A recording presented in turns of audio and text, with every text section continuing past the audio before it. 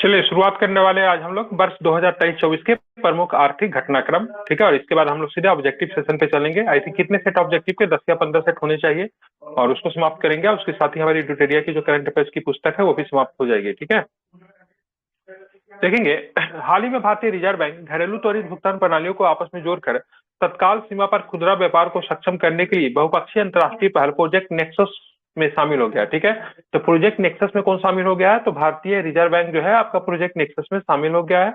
क्यों? तो घरेलू त्वरित भुगतान प्रणाली को आपस में जोड़कर तत्काल सीमा पर खुदरा भुगतान को सक्षम बनाने के लिए बहुपक्षीय है, अंतर्राष्ट्रीय पहल है जिसका नाम है प्रोजेक्ट नेक्सस, जो कि पेमेंट सिस्टम से रिलेटेड है। उसमें आरबीआई का शामिल हो गया। ठीक है, भारतीय स्टेट बैंक ने एमएसएमई को बिना किसी कठिनाई के ऋण पास करने के लिए एमएसएमई सहज ऑनलाइन प्लेटफॉर्म लॉन्च किया है। ठीक है, तो ध्यान रखना, एमएसएमई सहज ऑनलाइन प्लेटफॉर्म को किसने लॉन्च किया है? तो स्टेट बैंक ऑफ इंडिया के द्वारा इसको लॉन्च किया गया है। ठीक है, पंजाब नेशनल बैंक ने साइबर क्राइम के खतरों को देखते हुए इंटरनेट और मोबाइल बैंकिंग सुरक्षा को बढ़ाने के लिए सेफ्टी रिंग सुरक्षा तंत्र को लॉन्च किया है। ठीक है, तो सेफ्टी रिंग सुरक्षा तंत्र की लॉन्च किया गया किसके द्वारा? तो पीएनबी के द्वारा लॉन्च किया गया। क्या बताएंगे? तो सेफ्टी रिंग सुरक्षा तंत्र को किसके द्वारा लॉन्च किया गया है? मोबाइल बैंकिंग और इंटरनेट बैंकिंग की सुरक्षा को बढ़ाने के लिए तो पंजाब नेशनल बैंक के द्वारा लॉन्च किया गया। ठीक है, अब आता है अनकार्ड। क्या होता है अनकार्ड? तो संयुक्त राष्ट्र व्यापार एवं विकास संगठन द्वारा जारी विश्व निवेश रिपोर्ट के अनुसार 2023 में भारत में प्रत्यक्ष विदेशी निवेश एफडीआई 43% से घटकर और $28 बिलियन हो गया है। ठीक है, मतलब एफडीआई के मामले में हम लोग जो है पीछे आ गए। ठीक है, प्रत्यक्ष विदेशी निवेश के मामले में भारत वर्ष 2022 में 8वें स्थान से पिछलकर 2023 में हम 15वें स्थान पे आ गए। मतलब एफडीआई हमारे यहाँ 2023 में कम आया। भारतीय ये रिपोर्ट किसने जारी किया है? तो ध्यान रखना, ये रिपोर्ट जारी किसने किया है?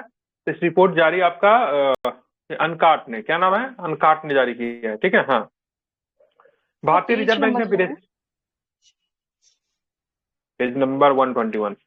ठीक है, भारतीय रिजर्व बैंक ने विदेशी मुद्रा प्रबंधन अधिनियम, जिसको हम लोग फेमा के नाम से जानते हैं, 1999 के प्रावधान का उल्लंघन करने पर एचएसबीसी बैंक पर 36.38 लाख रुपए का जुर्माना लगाया है। ठीक है, एचएसबी बैंक कौन होता है? हांगकांग और शंघाई बैंकिंग कारपोरेशन है। इसकी स्थापना कब हुई थी? तो 1865 में हुई थी और यह हांगकांग में इसका मुख्यालय है। ठीक है, यह भी आपको ध्यान में रखना है। ठीक है, तो विदेशी मुद्रा प्रबंधन अधिनियम, जिसको हम लोग फेमा के नाम से जानते हैं, ये 99 का एक्ट है। ठीक है, तो फेमा का फुल फॉर्म क्या होता है? Foreign exchange management act. बिल्कुल ठीक है, तो ध्यान रखना है, फॉरेन एक्सचेंज मैनेजमेंट एक्ट होता है। और कब आई थी? तो 1999 में आई थी। ठीक है, इसको आपको ध्यान में रखना है। ठीक है, इंपॉर्टेंट है। चलिए, इसे आप ध्यान में रखेंगे। इसका उल्लंघन किसने किया है? तो किस बैंक ने किया है? तो एचएसबीसी बैंक ने इसका उल्लंघन किया है। ठीक है, राष्ट्रीय सांख्यिकी संगठन एनोसेक के अनुसार वित्तीय वर्ष 2023-24 में भारत की जीडीपी 8.2% की वृद्धि का अनुमान लगाया गया है। 1960-61 के बाद यह 9वीं बार है जब जीडीपी 8% से अधिक हुई है। ठीक है, मतलब बहुत ही कम बार ऐसा देखने को मिलता है। तो भारत की जीडीपी 8% के ऊपर चली गई है। तो एनओसो का कहना है से 2024 में भारत की जीडीपी 8.2% रहने की उम्मीद है। हाल ही में भारत सरकार ने ब्लू इकोनॉमी को बढ़ावा देने के लिए विदेश मंत्रालय तथा बंगाल की खाड़ी कार्यक्रम अंतर सरकारी संगठन बीओबीपी आईजीओ के साथ, ठीक है, बिमरेन के साथ बिमस्टेक भारत अनुसंधान, ठीक है, नेटवर्क को लॉन्च किया है। ठीक है, तो ब्लू इकोनॉमिक से आप क्या समझते हैं? क्या होता है ब्लू इकोनॉमी? एनीवन? समुद्री उत्पाद। बिल्कुल ठीक है, बिल्कुल। तो ओशियन से जो रिसोर्स जो होते हैं ना, मतलब जो समुद्री स्रोत से जो, मतलब जैसे किसी मात्रा जो जॉब क्रिएट होते हैं, उसको ब्लू इकोनॉमी कहते हैं। आप बोलोगे सर ब्लू इकोनॉमी में क्या आएगा? तो कोस्टल टूरिज्म की बात करेंगे वो भी ब्लू इकोनॉमी है। ठीक है, फिशरीज की बात करेंगे, एक्वाकल्चर की बात करेंगे वो भी आपका ब्लू इकोनॉमिक है। शिपिंग एंड पोर्ट की बात करेंगे वो भी आपका ब्लू इकोनॉमिक है। ठीक है, मरीन रिन्यूएबल एनर्जी की बात करेंगे वो भी आपका ब्लू इकोनॉमिक है। ठीक है, सी बेड माइनिंग होता है, जो नीचे से हम लोग समुद्र के नीचे से माइनिंग करते हैं। ठीक है, वो भी आपका ब्लू इकोनॉमी आता है। केवल ब्लू इकोनॉमी का मतलब मछली पालन ही नहीं होता है, मतलब समुद्र से संबंधित जो भी चीजें हैं जिनसे मतलब इकोनॉमिक ग्रोथ हो सकता है, सबके सब ब्लू इकोनॉमी के अंतर्गत ही आते हैं। इसको आपको ध्यान में रखना है। तो एग्जाम में केवल मछली पालन नहीं करके आना है। ठीक है, चलिए, सबके सब ब्लू इकोनॉमी में होगा। ठीक है, तो ब्लू इकोनॉमी को लेकर आप देखोगे, उसको बढ़ावा देने के लिए विदेश मंत्रालय तथा बंगाल की खाड़ी कार्यक्रम अंतर सरकारी संगठन की बात करेंगे, तो उनके साथ समझौता हुआ है। ठीक है, जून 2024 में भारतीय स्टेट बैंक 8 लाख करोड़ रुपए से अधिक बाजार कैपिटलाइजेशन वाली 7वीं भारतीय कंपनी बन गई है, जिनका कैपिटल की बात करेंगे तो 8 लाख करोड़ से अधिक है। आर्थिक think tank global trade research initiative द्वारा हाल ही में जारी आंकड़ों के अनुसार वित्त वर्ष 2023-24 में चीन संयुक्त राज्य अमेरिका को पीछे छोड़कर भारत का सबसे बड़ा व्यापारिक भागीदार बनकर उभरा है। कुछ समय पहले ये आया था कि भारत का सबसे बड़ा व्यापारिक भागीदार की बात करेंगे तो कौन है, तो ध्यान में रखना अमेरिका था, लेकिन अभी फिलहाल ये बातें आ गई है कि नहीं, चीन जो है भारत का सबसे बड़ा व्यापारिक भागीदार बन गया है। ठीक है, बात 2023-24 में भारत और चीन के मध्य द्विपक्षीय व्यापार की बात करेंगे तो 118.4 बिलियन डॉलर था, जबकि अमेरिका के साथ बायलैटरल ट्रेड की बात करेंगे तो हमारा 118.3 बिलियन डॉलर था। ठीक है, हालांकि ये चीज अच्छा है कि अमेरिका के साथ हम ट्रेड प्लस में होते हैं, चीन के साथ जो व्यापार जब हम करते हैं तो हम ट्रेड डिफिसिट में चले जाते हैं। किसमें चले जाते हैं, तो ट्रेड डिफिसिट में। ठीक है, ध्यान में रखना है। भारतीय रिजर्व बैंक के गवर्नर शक्तिकांत दास के नेतृत्व वाली आरबीआई मौद्रिक नीति समिति ने लगातार 7वीं बार रेपो रेट को 6.5% पर अपरिवर्तित रखने की घोषणा की है। ठीक है, तो ये आपको याद रखना चाहिए। अब आते हैं आगे के भी प्रश्नों को देखेंगे। रेपो रेट क्या होता है, ठीक है, चलिए सबसे पहला प्रश्न, रेपो रेट क्या होता है, पूछा भी जाता है। रेपो रेट वह ब्याज दर है जिस पर किसी देश का केंद्रीय बैंक वाणिज्यिक बैंक को उधार देता है। हमारे यहाँ केंद्रीय बैंक कौन है, सेंट्रल बैंक कौन है, तो आरबीआई है, रिजर्व बैंक ऑफ इंडिया है। ठीक है, अगर किसी अन्य कमर्शियल बैंक को अगर उधार लेने की आवश्यकता होगी तो मान लीजिए एसबीआई को उधार चाहिए तो आरबीआई उनको उधार देगा, उनके बदले में कुछ इंटरेस्ट लेगा। ठीक है, ध्यान में रखिए। एक होता है रिवर्स रेपो रेट होता है, आप कोई कमर्शियल बैंक के पास पैसे हो गए तो वो मतलब क्या करेगा, आरबीआई के पास में रखेगा तो आरबीआई भी उनको इंटरेस्ट देगी। ठीक है, तो एक रेपो रेट होता है, दूसरा क्या होता है, रिवर्स रेपो रेट होता है। ठीक है, रेपो रेट का उपयोग भारतीय रिजर्व बैंक द्वारा अर्थव्यवस्था की तरलता तथा मुद्रास्फीति को नियंत्रित करने के लिए भी किया जाता है। ठीक है, हाल ही में अगर मान लीजिए आरबीआई रेपो रेट अगर बढ़ा देती है तो क्या होगा, उससे इंटरेस्ट भी क्या हो जाएगा, महंगा हो जाएगा, होगा ना महंगा। अगर महंगा अगर दे रही है तो महंगा तो होगा भी, तो इसको आपको ध्यान में रखना चाहिए। तो हाल ही में 13 से 14 मई 2024 को नई दिल्ली में भारत जिम्बाब्वे संयुक्त व्यापार समिति का तीसरे सत्र का आयोजन किया गया।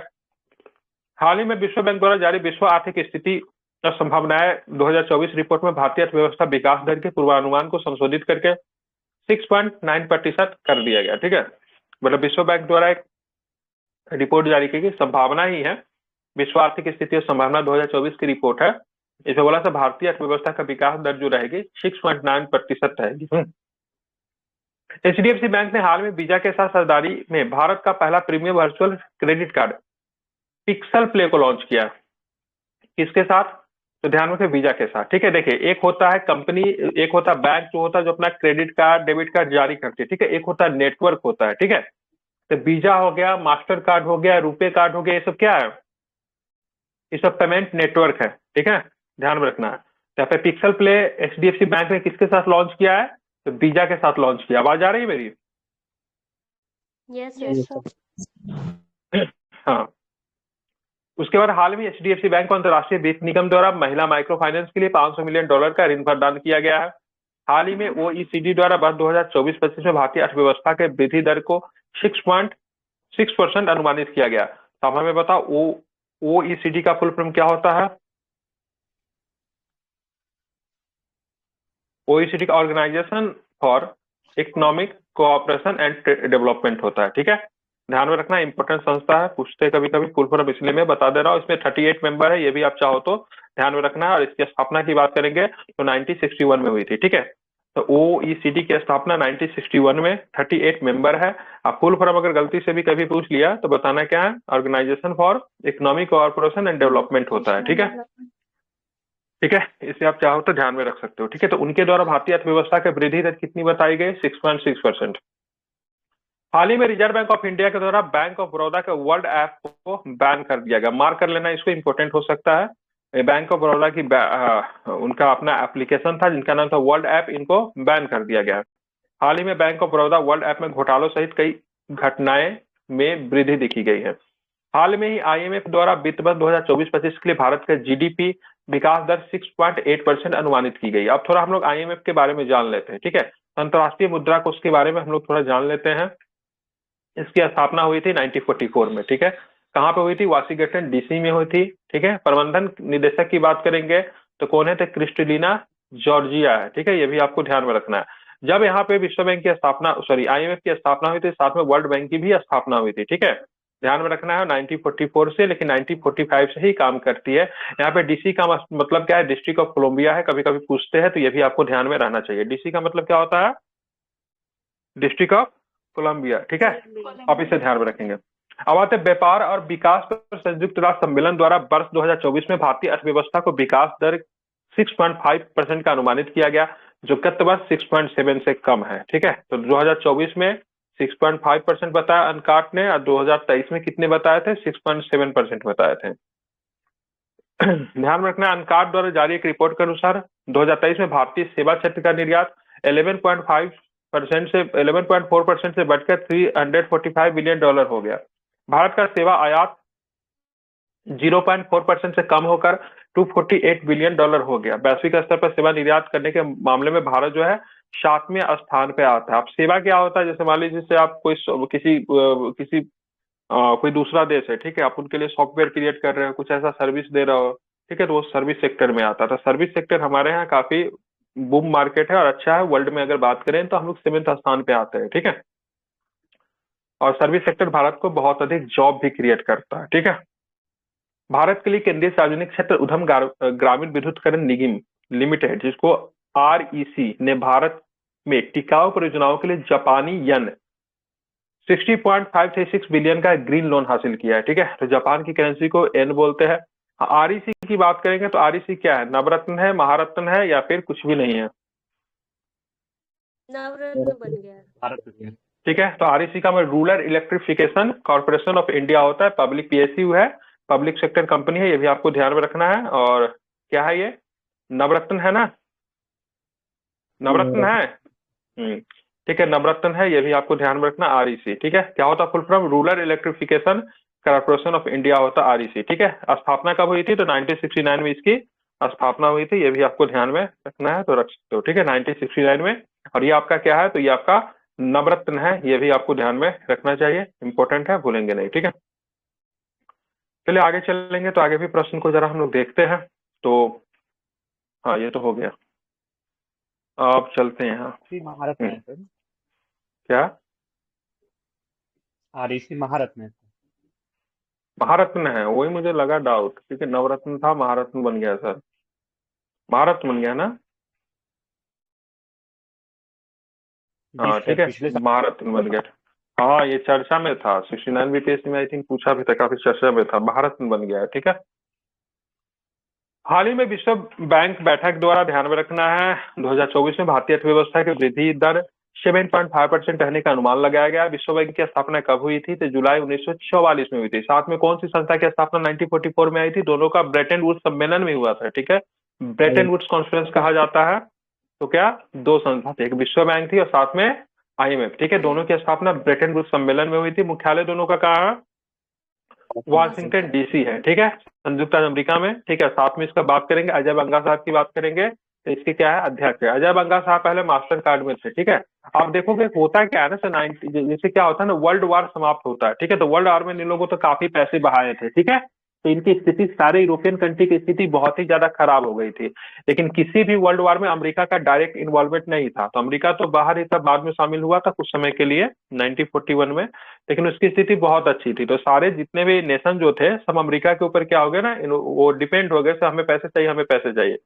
तो उसी कंडीशंस में अमेरिका के USA के विचार से ही वर्ल्ड बैंक और विश्व बैंक और IMF की स्थापना की गई, ठीक है, ताकि उनको पैसे मिले उनके द्वारा।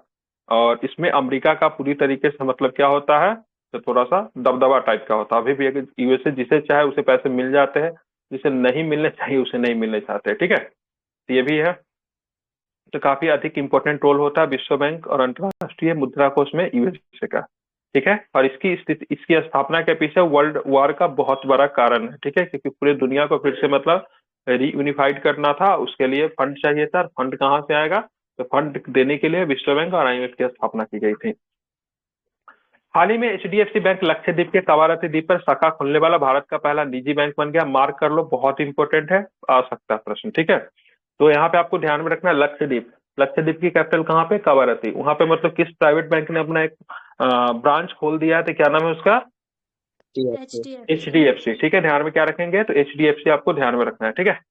हाल ही में मूडीज मूडीज क्या है, रेटिंग एजेंसी है, ठीक है। तो हाल ही में मूडीज द्वारा वर्ष 2024 में भारतीय अर्थव्यवस्था में 6.1% की वृद्धि का अनुमान लगाया गया है। हाल ही में थानथाई पेरियार वन्यजीव अभ्यारण्य को तमिलनाडु का 18वां वन्यजीव अभ्यारण्य घोषित किया गया। कंफ्यूजन हो सकता है, पेरियार के साथ आप लोग केरल में जाएंगे, गलत हो जाएगा, ठीक है। ये थानथाई पेरियार वन्यजीव अभ्यारण्य ध्यान में रखना है, कहाँ पे है, तमिलनाडु में है, और ये तमिलनाडु के कैमा है, तो 18वां वन्यजीव अभ्यारण्य है, ये भी आपको ध्यान में रखना।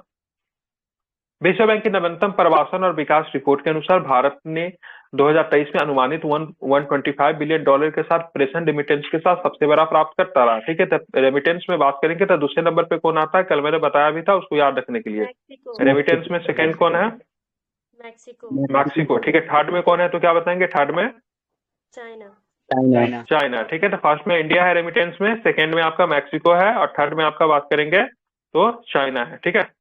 The banker of federal bank को बैंक ऑफ द इंडिया 2023 का खिताब प्रदान किया गया, ठीक है, द बैंकर के द्वारा। भारत ने संयुक्त अरब अमीरात से कच्चे तेल की खरीद के लिए पहली बार रुपये में भुगतान किया है, ठीक है। यूएई से जो हम लोग जो तेल जो ले रहे हैं उसमें हमने कैसे में भुगतान किया है, तो इंडियन रुपीज में। रुपए नहीं है सर, रुपीज है करेंसी। हाँ वही रुपया ही मैं बोल रहा हूँ, ठीक है। तो रुपया में हम लोगों ने क्या किया था, भुगतान किया था, ठीक है। भारत ने जुलाई में रुपये में निपटान के लिए संयुक्त अरब अमीरात के साथ समझौते को औपचारिक रूप भी दिया था। भारतीय रिजर्व बैंक ने घरेलू प्रणाली जगत के रूप में महत्वपूर्ण बैंकों में भारतीय स्टेट बैंक, एचडीएफसी बैंक और आईसीआईसीआई बैंक को शामिल किया गया, ठीक है। तो भारतीय रिजर्व बैंक ने घरेलू प्रणालीगत रूप में महत्वपूर्ण बैंकों में किसे शामिल किया, state bank of India, HDFC bank, ICICI bank, ठीक है। क्या बोलते हैं उसको, डीसिब बोलते हैं। डीसिब का मतलब क्या होता है, DSIB, domestic systematically important bank, ठीक है। ध्यान रखिए इसमें कौन कौन से बैंक शामिल है, ये बहुत इंपॉर्टेंट हो सकता है, बता दीजिएगा, नाम रिपीट कीजिए तीनों बैंक का। State bank of India, HDFC, ICICI. बिल्कुल, ठीक है। तो बैंक ऑफ इंडिया कहाँ है इसमें, state bank state bank of है, इंडिया। ठीक है। हाँ बैंक ऑफ इंडिया अलग बैंक है, ठीक है। स्टेट बैंक ऑफ इंडिया, उसके बाद एचडीएफसी है, और साथ में कौन है, आईसीआईसीआई, ठीक है, ध्यान रखना है, वो बैंक ऑफ इंडिया नहीं है। भारत और संयुक्त अमेरिका भारत में विद्युत गतिशीलता के विस्तार के लिए भुगतान सुरक्षा तंत्र के लिए भी सहमत हुए हैं, ठीक है। विश्व बैंक ने तमिलनाडु में 21 शहरी स्थानीय निकायों में शहरी जल और सीवरेज प्रणाली को बेहतर बनाने के लिए 300 मिलियन डॉलर ऋण प्रदान करने की क्या की है, घोषणा की है, ठीक है। केडब्ल्यूएफ development bank Germany Bangalore metro के विस्तार के लिए 500 मिलियन यूरो प्रदान किया है, ठीक है। अभी हाल फिलहाल में चर्चा में भी आ गया था जर्मनी का जो बैंगलोर में जो मेट्रो वगैरह का कुछ काम हो रहा है, उसको लेकर मेट्रो को जो नीचे से ड्रिलिंग वगैरह के लिए जो मशीन वगैरह जो आता है ना, वो जर्मनी बनाती है। आई थिंक फ्रांस था कि जर्मनी को था, लेकिन वो चाइना से मंगा रहा था। इसको लेकर वहाँ पे जो हमारे मिनिस्टर जो थे उन्होंने क्वेश्चन भी राइज किया था, ठीक है। तो KfW डेवलपमेंट बैंक की बात करेंगे, जर्मनी की बैंक है, और बेंगलोर मेट्रो के विस्तार के लिए 500 मिलियन यूरो डॉलर प्रदान करी। आप हमें बताओ पटना मेट्रो के लिए ऋण किसने दिया है, पटना मेट्रो जो हो रहा है तो वो उसके लिए भी 80% ऋण जो है सो बाहर से आया है, ठीक है। किसने दिया है, Japan. JICA Japan. JICA Japan, ठीक है, ध्यान में रखना है। तो पटना मेट्रो के लिए जाइका जापान है, अब बेंगलुरु मेट्रो के लिए जर्मनी। भारतीय रिजर्व बैंक के अस्पतालों और शैक्षणिक संस्थाओं के लिए यूपीआई भुगतान की सीमा 1 लाख से बढ़ाकर 5 लाख कर दी है, ठीक है। नॉर्मली जगह पर यूपीआई से पेमेंट आप करोगे तो मैक्सिमम 1 लाख तक होता है, लेकिन अगर आपको अस्पताल में पेमेंट करना है, फिर शैक्षणिक संस्थाओं में, एजुकेशनल जो भी प्लेसेस होते हैं वहां पर अगर पेमेंट करेंगे तो 5 लाख रुपया तक का पेमेंट कर सकते हो।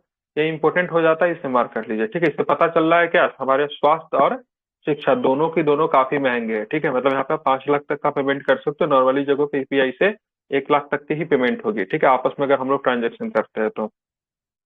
तेलंगाना सरकार के द्वारा राजीव आरोग्यश्री स्वास्थ्य बीमा के तहत गरीबों को 10 लाख रुपए का स्वास्थ्य बीमा कवरेज प्रदान किया गया, ठीक है। तभी स्टेट जो है, बहुत सारे स्टेट जो अपना हेल्थ स्कीम लेकर आ रही है। यहाँ पे लाइफ इंश्योरेंस की बात करेंगे तो यहाँ पे 10 लाख रुपए तक का स्वास्थ्य बीमा कवरेज दिया गया है तेलंगाना सरकार के द्वारा। इस योजना का नाम क्या है, राजीव आरोग्यश्री योजना, ठीक है। कुछ दिन पहले चर्चा में था ना चिरंजीवी योजना, जो कि दुनिया का सबसे बड़ा हेल्थ स्कीम होने की दावा करता था, जो कि 25 लाख रुपए तक का आपको वो देती थी, क्या बोले, स्वास्थ्य बीमा कवरेज देती थी। किस राज्य ने शुरू किया था चिरंजीवी योजना, चिरंजीवी स्वास्थ्य योजना, राजस्थान। राजस्थान ने शुरू किया था, ठीक है, ध्यान में रखना, ठीक है। चलिए, केंद्र सरकार का कौन सा जो कि 5 लाख रुपए तक का देती है, क्या नाम है उसका? आयुष्मान भारत। क्या नाम है उसका? आयुष्मान भारत, ठीक है। हाँ, भारतीय राष्ट्रीय अंतरिक्ष संवर्धन और प्राधिकरण इन स्पेस ने शहरी विकास और आपदा प्रबंधन पर ध्यान केंद्रित करने वाले स्टार्टअप का समर्थन के लिए 1 करोड़ का बीज कोष की घोषणा की है, ठीक है।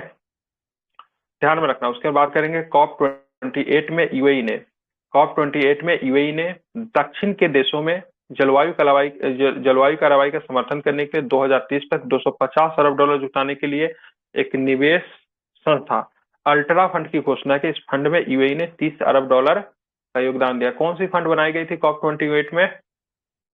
कौन सी fund? Loss and damage fund. कौन सी फंड थी?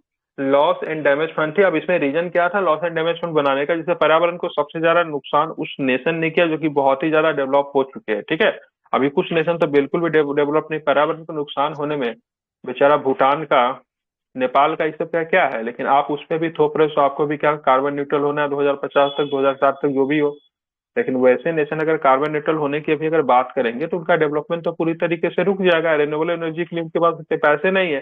तो COP28 में वैसे सारे नेशन इसमें फंड डालेंगे जो कि बहुत ही ज्यादा डेवलप है, जैसे यूएई टाइप का नेशन, जिन्होंने मतलब एक्चुअली में कार्बन को फैलाया है, क्योंकि ये लोग तो तेल प्रोड्यूसिंग कंट्री तो यही सब है ना। तो यहाँ पे 250 अरब डॉलर जुटाने के लिए एक संस्था बनाएगा, इसको बोलते हैं अल्ट्रा फंड, ठीक है। इसको लॉस एंड डैमेज फंड भी आप कह सकते हो। इसमें 30 अरब डॉलर डाल दिए गए किनके द्वारा? यूएई के द्वारा। ये पैसे किनको मिलेंगे? तो नॉन डेवलपिंग नेशन को मिलेंगे जो कि रिन्यूएबल एनर्जी के लिए काम करेगी, ठीक है।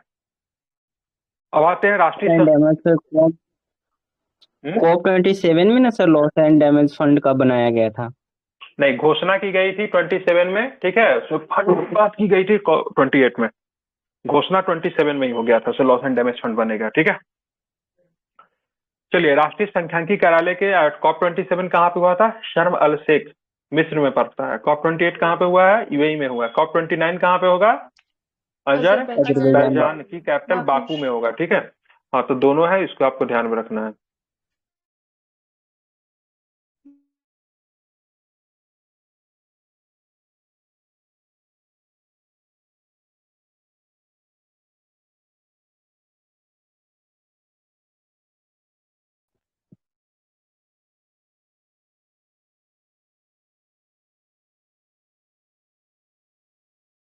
हाँ, ठीक है, थोड़ा सा माइक हो गया था, ठीक है। अब यहाँ पे देखेंगे राष्ट्रीय सांख्यिकी कार्यालय के आंकड़ों के अनुसार दूसरी तिमाही की बात करेंगे, जो कि कब से कब तक रहेगा?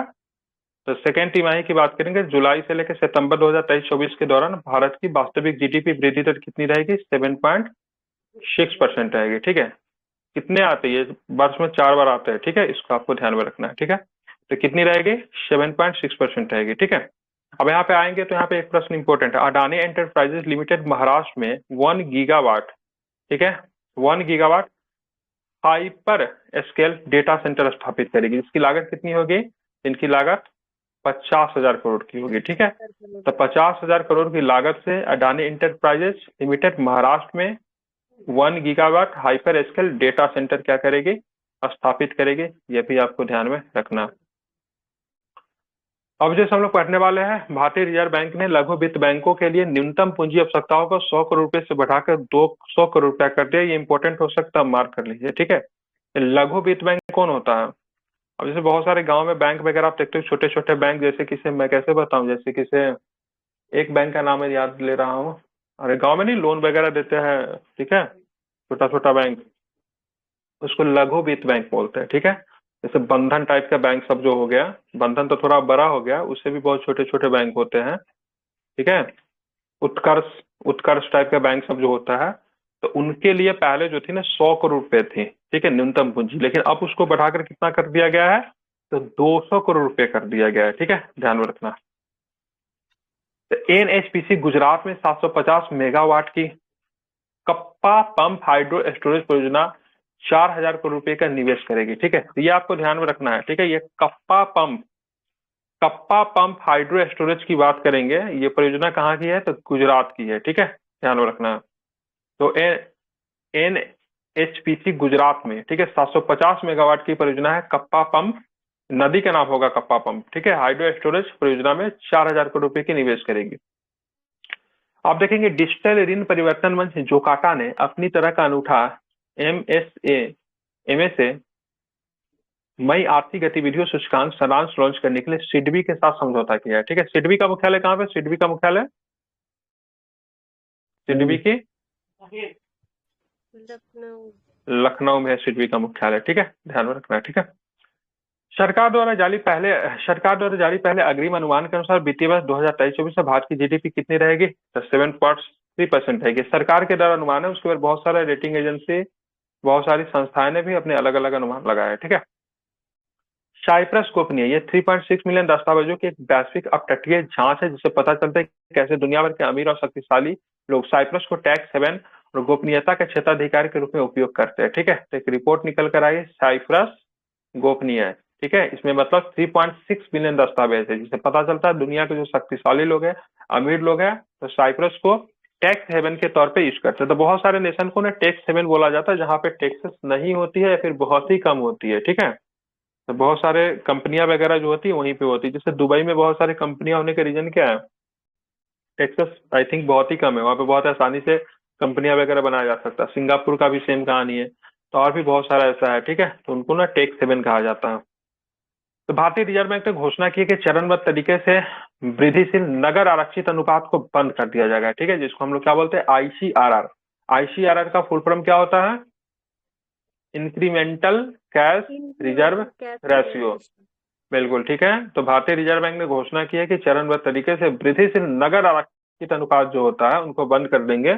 इंक्रीमेंटल कैश रिजर्व रेशियो को बंद करने की घोषणा किसने की है? तो ध्यान में रखना है, तो आरबीआई ने की है। ठीक है, भारत सिंगापुर ने ट्रेड ट्रस्ट प्लेटफॉर्म का उपयोग करके अपना पहला, ठीक है, लाइव पेपरलेस लेन देन शुरू किया है। ठीक है, तो भारत और श्रीलंका की बात करेंगे तो ट्रेड ट्रस्ट प्लेटफॉर्म का उपयोग करके अपना पहला पेपरलेस लेन देन शुरू किया है। ठीक है, लाइव।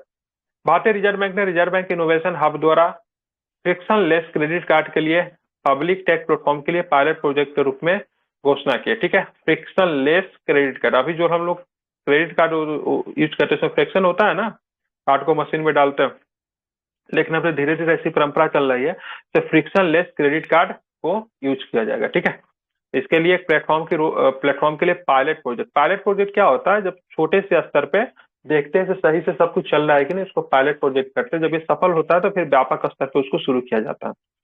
भारत और संयुक्त अरब अमीरात ने स्थानीय मुद्दा निपटान प्रणाली और भुगतान प्रणाली इंटरलिंकिंग के लिए समझौता ज्ञापन पर भी हस्ताक्षर किया है। ठीक है, मतलब दोनों अपने अपने करेंसी में ट्रेड कर सकते हैं। अभी हाल फिलहाल में यूएई के साथ हमने किया भी है। एशियाई विकास संघ एडीबी ने प्राकृतिक पूंजी कोष की स्थापना के लिए वैश्विक पर्यावरण सुविधा के साथ क्या किया है? साझेदारी किया है। पेंशन फंड नियामक और विकास प्राधिकरण ने घोषणा की है कि राष्ट्रीय पेंशन योजना के खाता धारक 60% तक निकासी कर सकते हैं। ठीक है, मतलब पेंशन से आप चाहो तो 60% का आप क्या कर सकते हो?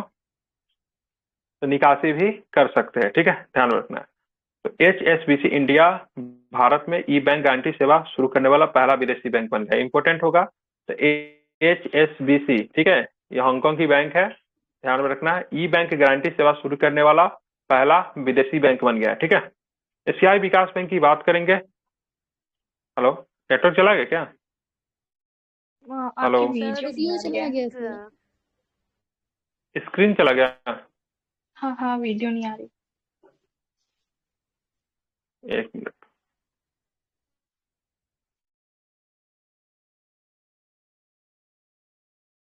Just world.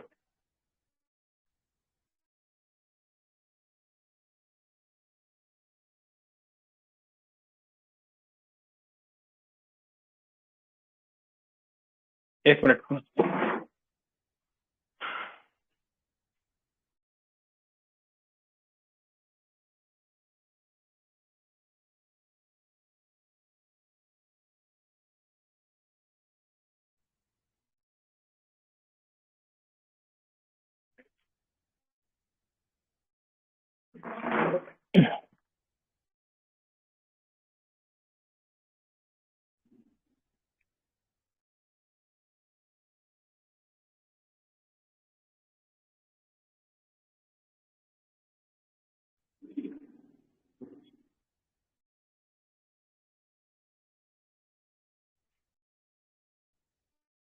कहाँ पे थे?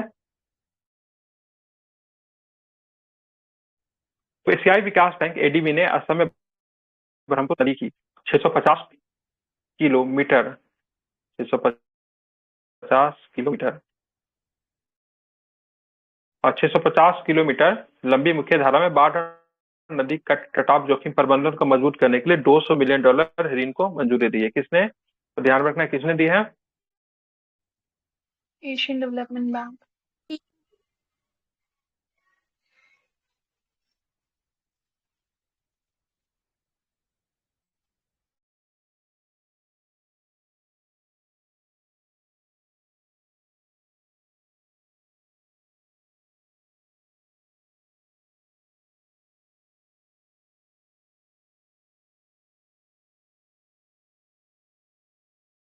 हेलो, आवाज आ रही क्या? अभी बीच नहीं में आती, ब्रेक हो अभी गया। आ रही है।